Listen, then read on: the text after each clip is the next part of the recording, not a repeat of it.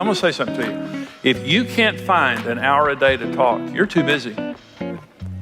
And you need to find another area to cut back in, not your marriage. Say no to a friend. In this first session, we're gonna talk about communication. This is from Indestructible Marriage Seminar. It's called Indestructible Communication. Communication is the most important issue in marriage. It's the most important thing that we do in marriage because it transcends everything. We talk about money, we talk about kids, we know each other through talking, we resolve conflict through talking. Talking is the most important. 86% of people who divorce say they had deficient communication. And so it probably should be 100%. But it virtually precedes almost every major marriage problem. And Karen and I had tremendous problems with this issue early in our marriage. So I love talking about this. Here's why we communicate. Let me talk about just 6 reasons why we communicate, because it's not just monolithic that we talk about one particular thing. First of all, basic information like dinner's ready. You know, we talk to just inform each other of things. The second is partnership. Because we're partners, because we share needs, we share children, we share responsibilities. Because you're my partner, I need to talk to you about the things that we're partnering in. The third is conflict resolution. Now, you'll hear me say this again, but it's no big deal if you fight. The good marriages, they fight. Okay, so the goal of your marriage isn't to fight. The goal of your marriage is to resolve conflict. So you shouldn't be afraid of conflict. Now, if you don't know how to communicate, you probably are afraid of it. And if you came out of a home where your parents divorced, children of divorce fear conflict more because they fear it's going to end the marriage. But it shouldn't. Good marriages have conflict, but conflict resolution is one of the reasons that we communicate. The next is connection, and this is massive. In good marriages, it's easy to connect with each other. Connection happens by a look, it happens by a smile, it happens by physical affection, it happens by words that we speak. But in bad marriages, they can't connect. During the average meal, there will be 100 points of connection between a couple, a healthy couple, during that meal. So we want to connect. We want to connect with each other. And it should be very easy to connect. It shouldn't be difficult. Number 5 is personal information revelation.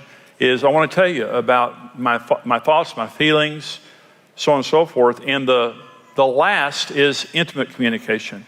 Expressions of love, affection, so on and so forth like that. And so when you have a healthy marriage, you can do all 6. The 5 things that need to be present for you to be able to communicate on all 6 levels. And the first is the right tone.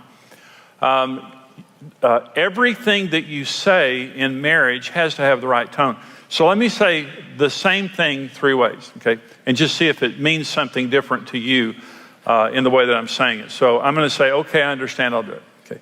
So Karen says something to me and I say, okay, I understand, I'll do it.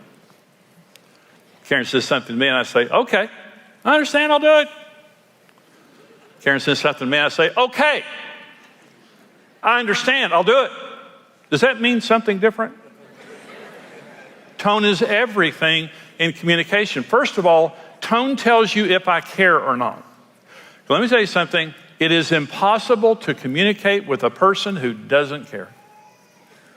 Have you ever been at a restaurant and you're being waited on by a waiter or waitress and they don't want to wait on you? That's what many marriages are like. You just don't care. Empathy is the feature of all new relationships when you fall in love. Empathy means putting yourself in another person's place. An example, Karen and I, our first date, in 1969, I think it was. And I picked her up in my 1964 Dynamic 88 Oldsmobile. And I drove so carefully. Because I didn't want to bother her. I didn't want her to be afraid or anything. So I was so careful in the way that I drove. And you fast forward 3 or 4 years later, I drove like a wild man. And she would say, Jimmy, slow down. And I would say, there's nothing wrong with the way I'm driving. The difference was I didn't care. But when you first start dating, everything you say has a little poetry to it. You don't say, let's go eat somewhere. You say, darling, what about an evening under the golden arches? Don Juan. You just care. You just care. Well, Karen and I were going on a trip one time. The kids were little. And we were going away someplace for the weekend. And we were pulling out of the driveway. And she said, now, if you drive fast, I'll be tense when we get there. And I won't be in the mood. It took us 4 hours to go 100 miles. When you're speaking to your spouse, you know if they care or not. You know if they care because of the tongue. You can tell. So Karen and I have been married 45 years. We know each other's tongue. And I watch my tongue. I know good and well when I'm talking to Karen, it's not just what I'm saying, but the way I'm saying it communicates whether I care or not. The other thing about tone is it's encrypted, whether we realize it or not. The number one need that a man has is respect. Number one. That's our mega need. The number one need that women have is security. So you have to understand when you're talking to a woman, the tone of what you're saying has to communicate to her, you're first. You're not a burden to me. If I need to say no to something else, that's no problem to me, but I won't say no to you. I'll do anything to meet your needs. And so just what is it that you want? Rather than a tone that says, what do you want? I'm busy watching football. What do you want? And to let her know she's not on your heart, that she is a distraction, and that you're frustrated. So every time you're communicating with a woman, it's not what you're saying, it's the way you're saying it. It has to be encrypted with security, or it's going to make her feel upset and insecure. Not because she's an insecure person, but because she looks to you as a source of security in her life. Now, this is also true of daughters, little girls. When you're talking to a little girl, you have to talk to her the same way. For men, the honor is our number one need. So when you're talking to your husband, the tone of what you're saying to him has to say, I respect you and I believe in you. I believe that you're a good man. And I trust you. And it's not what you're saying, it's the way you're saying it. To a man, the way you say it is as important as what you say.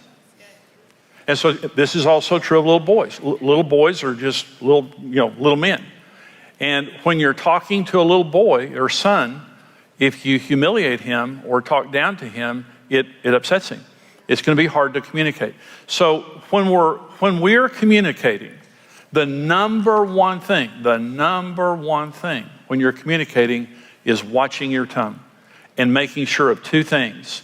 You know I care, and I'm encrypting this in your language. You don't need what I need. I don't need what you need, but I'm making sure that I'm talking to you in your language. I'm saying just that point right there will help you to communicate.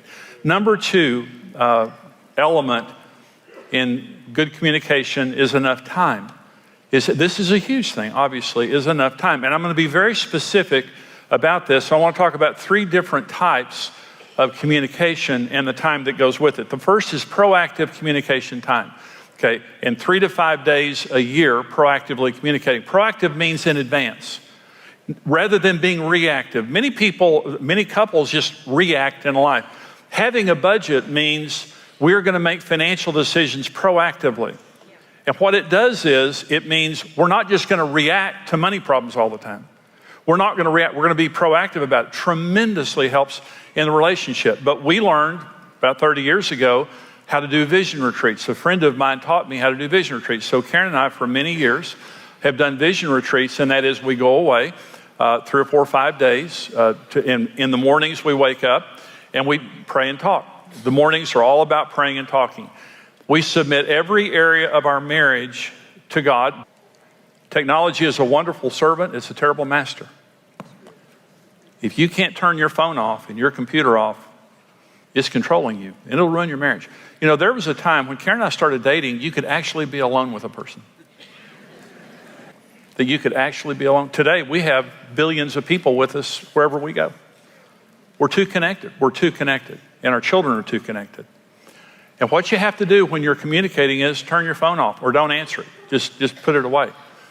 I'm talking about face-to-face quality time, an hour a day when you're going to talk. Now, Karen and I, when the weather's good, we'll sit on our back porch. We love to sit on the back porch and talk. And my commitment is to talk to her as long as she needs to talk. But walking in the mornings, just make it a habit. Walking in the mornings, just finding a time in the evenings when the kids are in bed, whatever your best time is. Well, I'm going to say something to you. If you can't find an hour a day to talk, you're too busy. And you need to find another area to cut back in, not your marriage.